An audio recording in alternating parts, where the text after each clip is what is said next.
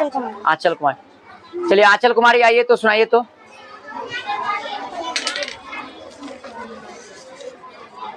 Science है। Yes sir.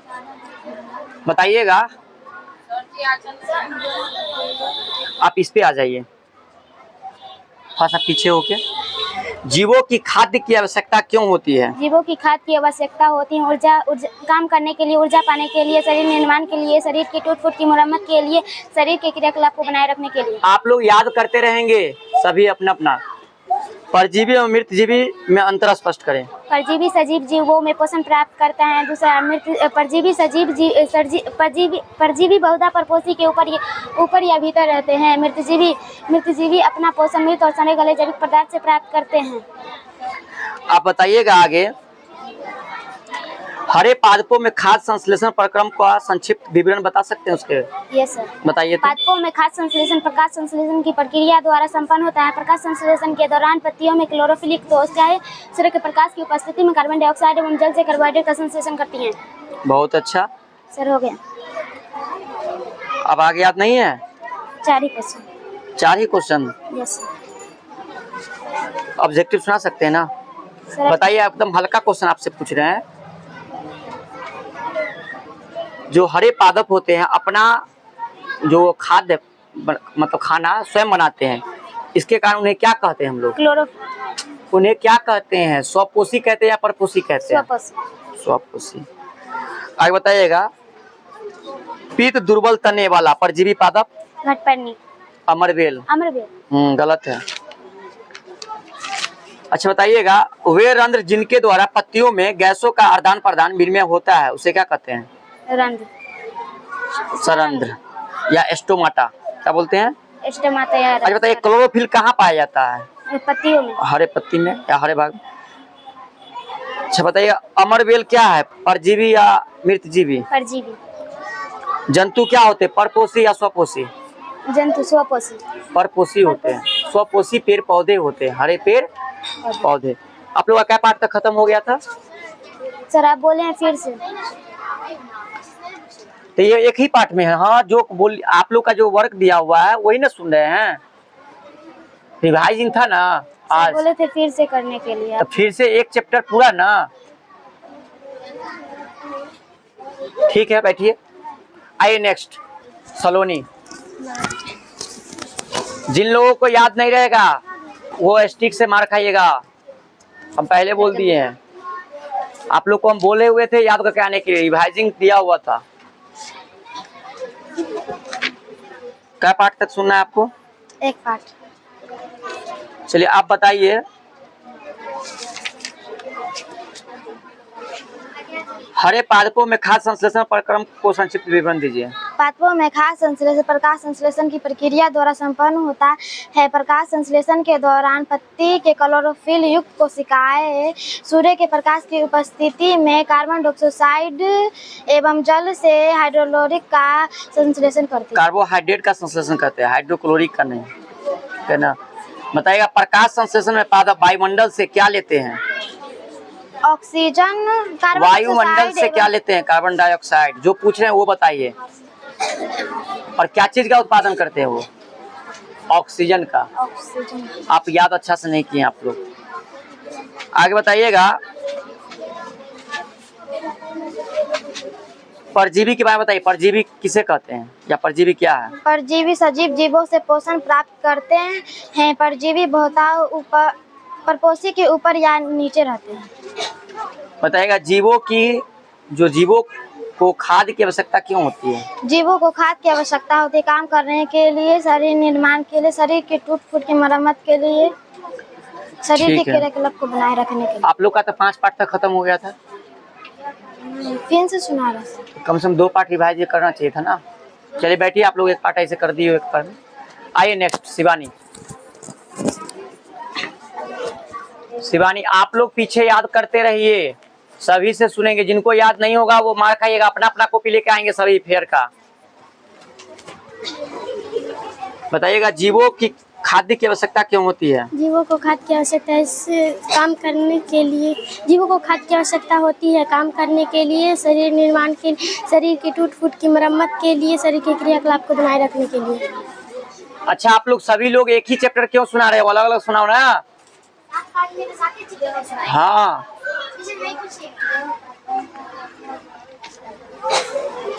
हरे पौधों में खाद संश्लेषण प्रक्रम का संक्षिप्त विवरण दीजिए। पादपों में खाद संश्लेषण प्रकाश संश्लेषण की प्रक्रिया द्वारा संपन्न होती है। दूसरा, प्रकाश संश्लेषण के दौरान पत्ती की युक्त कोशिका क्लोरोफिल युक्त कोशिकाएं सूर्य के प्रकाश की उपस्थिति में कार्बन डाइऑक्साइड जल से कार्बोहाइड्रेट का संश्लेषण करती है। ऑब्जेक्टिव भी नहीं लिखी हुई है इसमें। एक पाठ में 4 ही तो सब्जेक्टिव था, फिर से अति फेयर कर रहे हैं ना, इसलिए इसमें सुना दिया। ऑब्जेक्टिव इसमें नहीं है आपको पाठ में? है लेकिन इसमें सब्जेक्टिव लिखे हैं। ठीक है बैठिए। नेक्स्ट आइए नेक्स्ट। आईसी भेजो।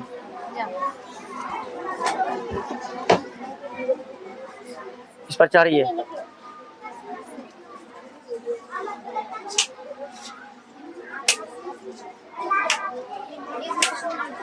नेक्स्ट कहो, निकाल के कहाँ रखती हो?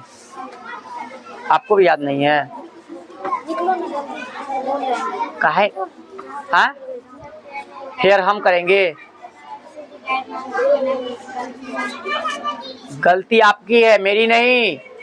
आप कल क्यों, एक सप्ताह पहले से क्या कर रहे थे? एक सप्ताह का वर्क है ना।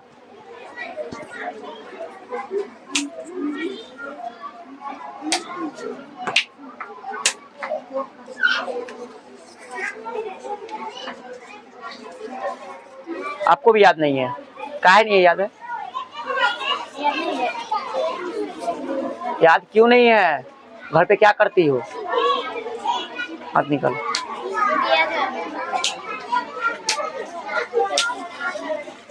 आपको भी याद नहीं है? याद करती काहे नहीं? तुझे याद काहे नहीं करती? याद काहे नहीं करती? याद काहे नहीं करती? याद काहे नहीं करती?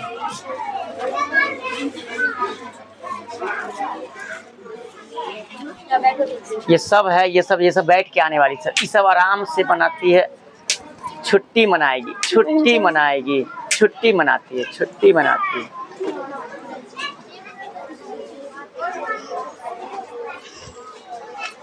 कहाँ तक सुना है बच्चा? सब्जेक्टिव 2 ही है? Yes sir. 4 बोले हुए थे ना, ये 2 स्टिक खाइएगा। पहले ये सुनाइए। बताइए, हमें अपने से दूर स्थित वनों से संबंधित परिस्थितियों और जो उसके विषय में चिंतित होने के कारण, मतलब चिंतित होने के क्यों आवश्यकता है? वन हमारे बहुत सहायक होते हैं, वे हवा साफ करते हैं, जल चक्र में जीवित भूमिका निभाते हैं इत्यादि। इसलिए हमें बहुत सी चीजें प्रदान करते हैं इत्यादि। इसलिए हमें अपने से दूर स्थित वनों की परिस्थितियों में चिंतित होना आवश्यक है। बताइए, समझाइए कि वनों में विभिन्न प्रकार की जंतुओं और पादपों के होने की आवश्यकता क्यों है? विभिन्न प्रकार के जंतु अपने खाद्य संश्लेषण को बनाए रखने के लिए आवश्यक होते हैं। उदाहरण के लिए जिन मेढक को सर्प खा लेते हैं उसे खाद्य संश्लेषण करते हैं।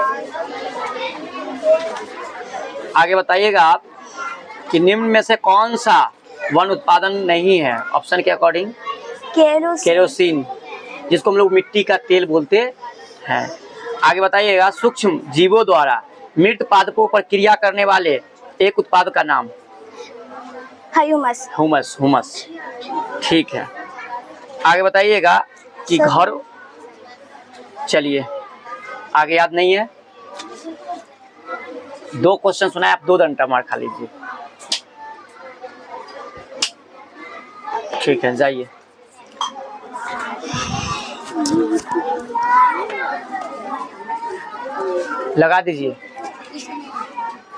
लगा दीजिए ना, तब पर भी लगा के भेजिए, तब ना पूछेंगे तो आवाज जाएगा, पता चलेगा गार्जियन को। माइक दो, हाथ में दे दो।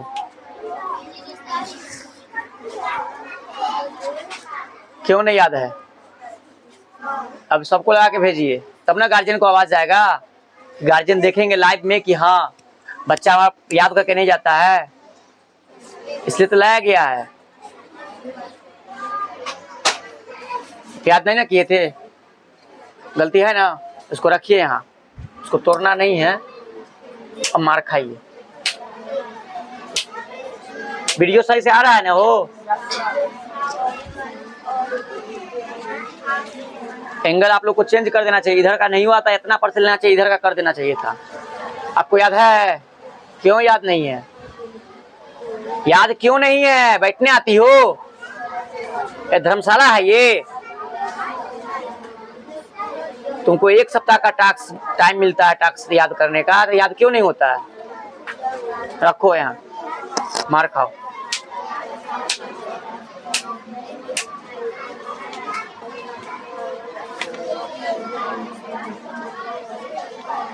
याद है? नहीं याद है? नाम है राधा, काम करती है आधा। याद क्यों नहीं है?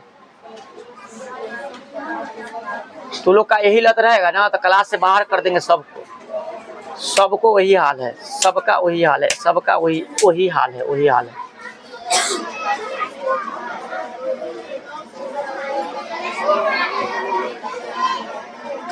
आपको भी याद नहीं है? तबीयत ठीक नहीं था। आज ही ठीक नहीं था कि पहले से ठीक नहीं है? ठीक नहीं था।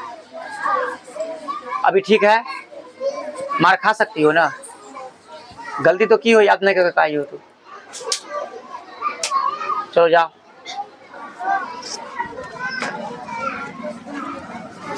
लगा के आइए, मैक को लगा के आइए।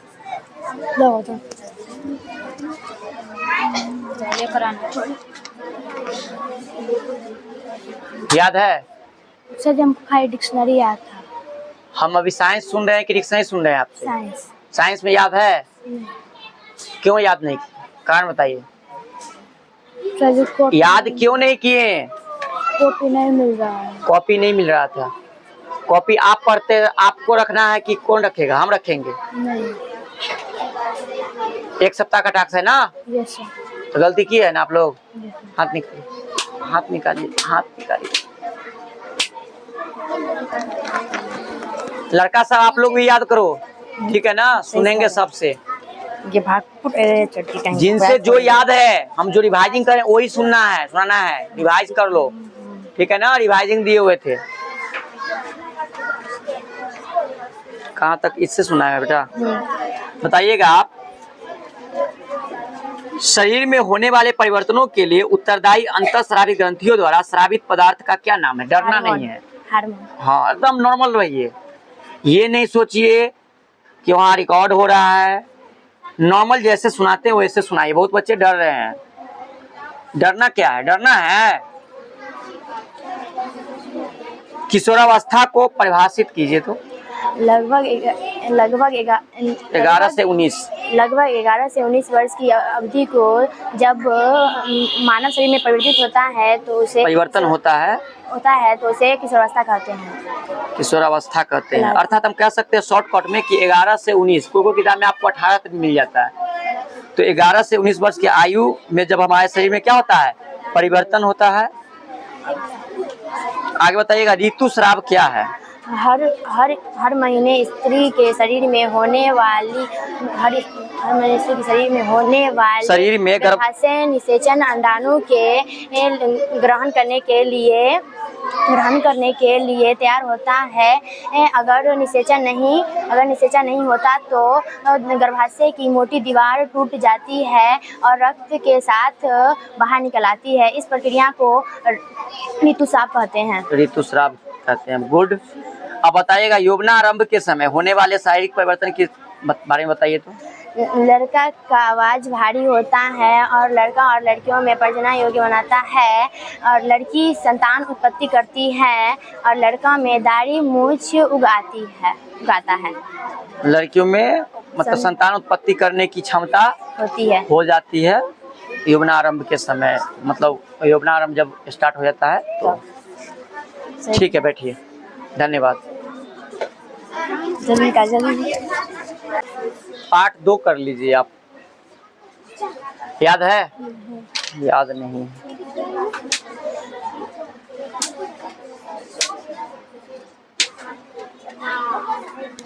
आराम से बोलो। आइए, नेक्स्ट आइए, जल्दी आइए ना।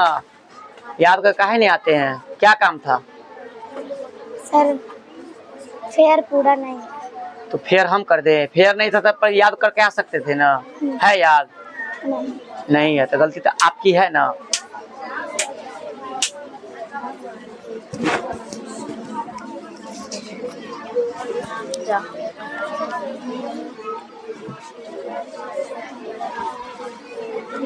ये बताइएगा आप।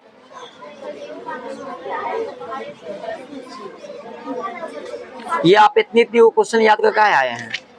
ये आपको ये ऑप्शन मतलब ये छोटा छोटा परिभाषा हो गया। मिट्टी तैयार करना,